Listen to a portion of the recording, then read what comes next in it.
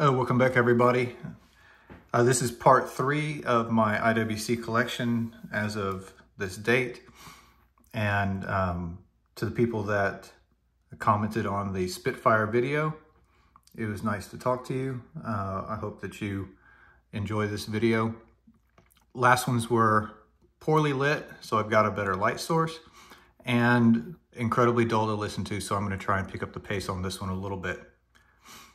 Today, I'm going to walk you through the third piece of my collection, and then I'll post a short video after this about what I hope to acquire next. So this is the Mark 20. So people are probably more than familiar with this very popular watch from other videos on YouTube, but just quick rundown, updated from the Mark 18. We have a new caliber, the 32111. You have 120 hours of power reserve. Again, the movement that I kind of wish that I had have gotten on the Spitfire, but then, you know, I have such an emotional attachment to that Spitfire at this point, and it never runs out of juice. And I like to wind it every couple days, even if I didn't wear it that week.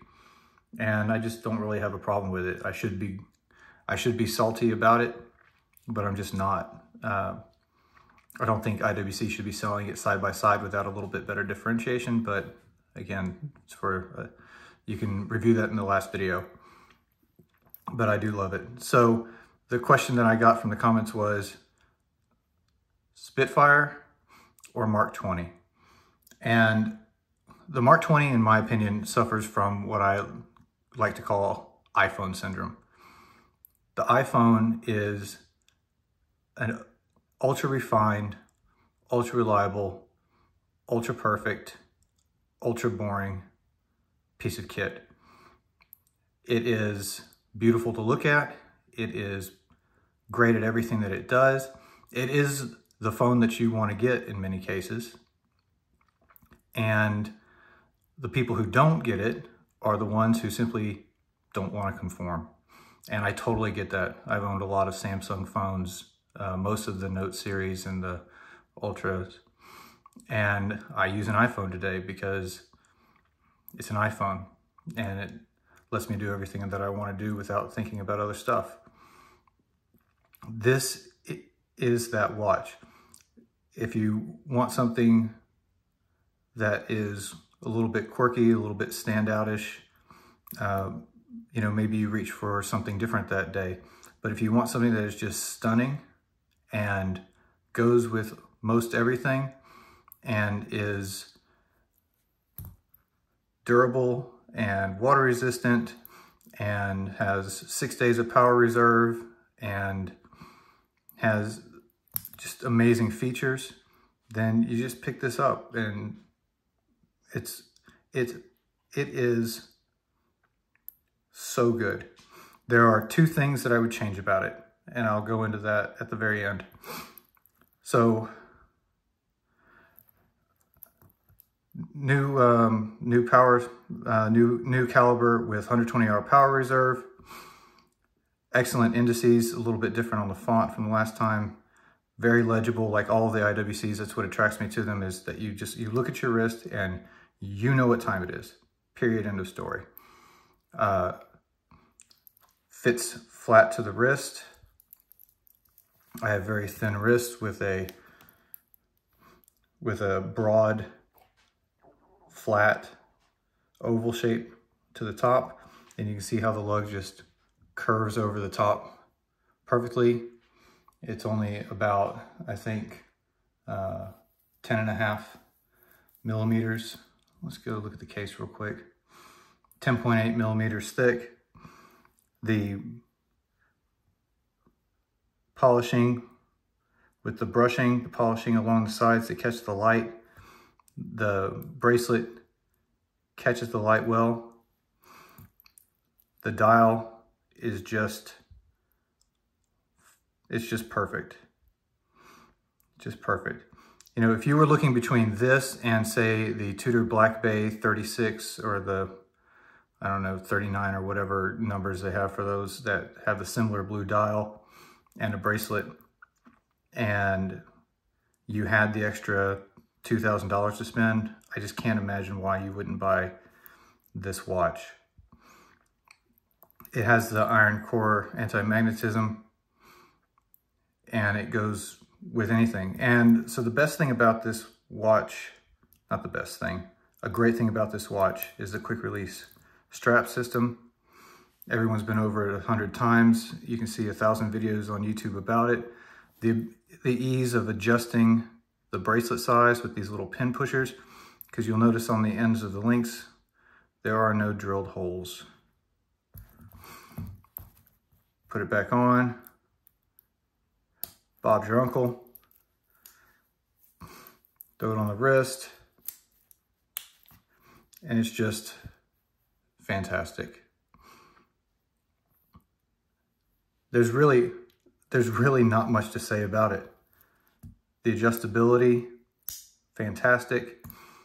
Bracelet system, fantastic. I have 2 IWC factory bracelets on straps on order. I have the brown strap on order that gives it the look of the Le Petit Prince version of the Mark 18. And I also have the blue strap on order for the ease exchange.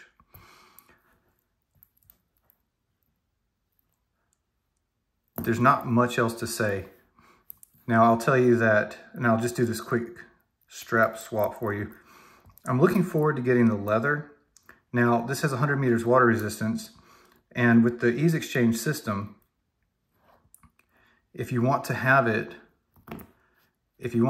on a leather strap, and you think that day you might be going out where you might have a day on the lake, or you might be out at a kid's party or something, and you want the most durable strap, you can just swap it for the leather or swap it back onto the bracelet. No fuss, no muss. Now, right now I don't have those, and I've found that I really enjoy wearing this. I don't have any fingernails right now. I just cut my fingernails, so I'll just drop this pin real quick. This is my watch. This is a forever watch, so if I scar up the metal a little bit, I don't particularly care. But I haven't done that yet. I really like straps from Ritchie and Barton. Ritchie makes better canvas straps, so I like the Ritchie canvas straps. But I've been using this Barton watch strap sailcloth. Again, the best sailcloth straps in the business are made by Artem. But I've been enjoying wearing this blue on blue. And the light source that I have really makes it look blue, blue, blue. But in lower light, it's almost a dark, deep navy. You see, I haven't broken in this strap as much as I would like to have.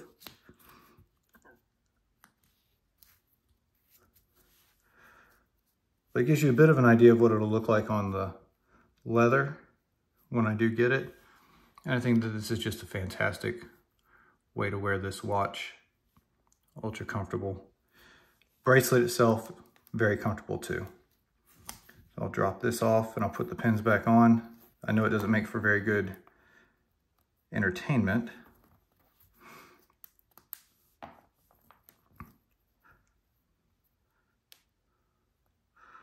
So you can just fast forward if you like, but it doesn't take very much time.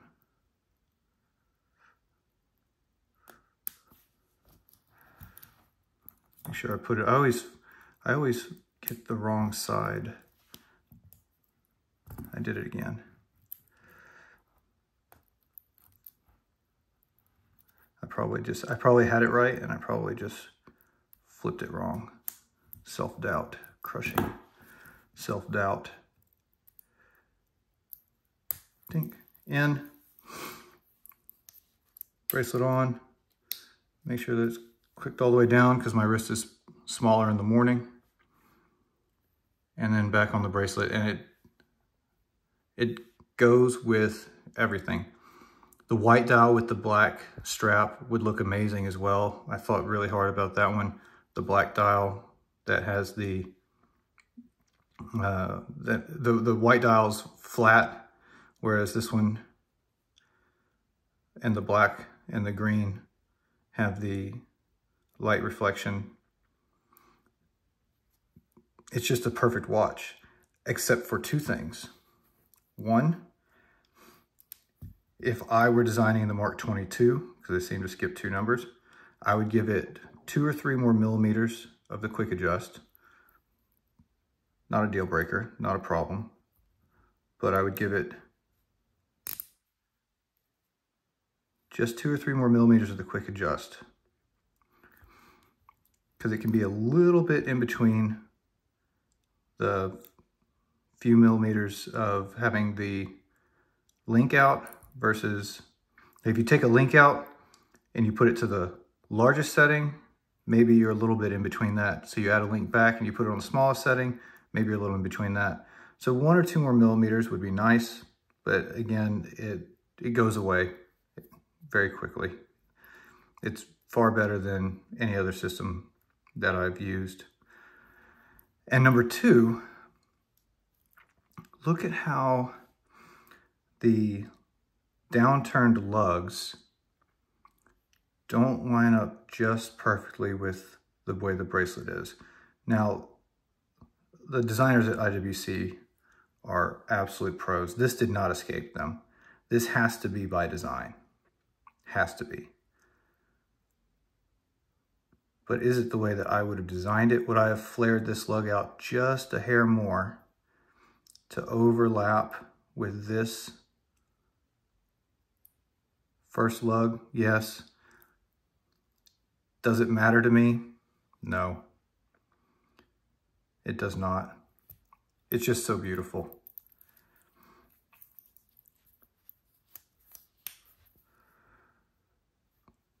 I like the legibility of the white on the blue.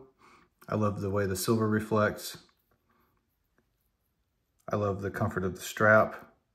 I love that you can just let it out when your wrist gets hot, and then you can just click it back in. No on and off. Brilliant, absolutely brilliant. I love the quick exchange. I don't love the price of the ease exchange straps, but it seems to be pretty fair for other pieces in the market. It's a millimeter bigger. It's a millimeter bigger watch face than the Spitfire. You can see it wears a little bit more presence on the wrist. They're just not comparable to the person in the comments that wanted a little bit of a side-by-side comparison. And the person that was interested in the stainless steel Spitfire, you know, the stainless steel Spitfire is just a different watch. What the bronze brings on the leather strap, it's just completely different. But you can get the stainless steel Spitfire in the new caliber right now. So, and it is less expensive, so that might be something you would think about. But I couldn't imagine having the Mark 20 and the stainless steel Spitfire. I could absolutely be happy having the bronze and the Mark 20. But again, that's entirely up to you. Maybe if you were only to have one watch, maybe you would choose the stainless steel Spitfire. But this is it. This is the one. If I were abandoned on an island and I could only have one watch, it would be anti-magnetic, 100-meter water resistant, screw down crown, extraordinary bracelet, extraordinary legibility. They're all legible. They're all fantastic. And just a pleasure to look at. I would go with this watch. That being said, I would miss the heck out of the Spitfire and the Ceratanium chronograph. And you could make the argument that the Ceratanium chronograph would be the one you should pick. It's 100 meters water resistant. It's unscratchable. It's titanium.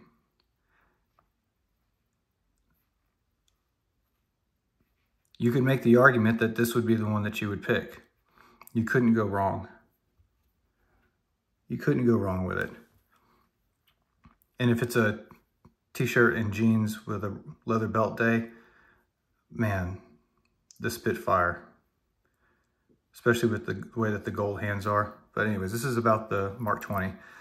It was going to be a shorter video. Now it's 15 minutes. It should have been a shorter video because there's nothing to say about this watch that hasn't already been said. It is quite simply the refinement of decades of engineering and market research and just tweaking a watch so that it becomes the most watch that a watch can watch.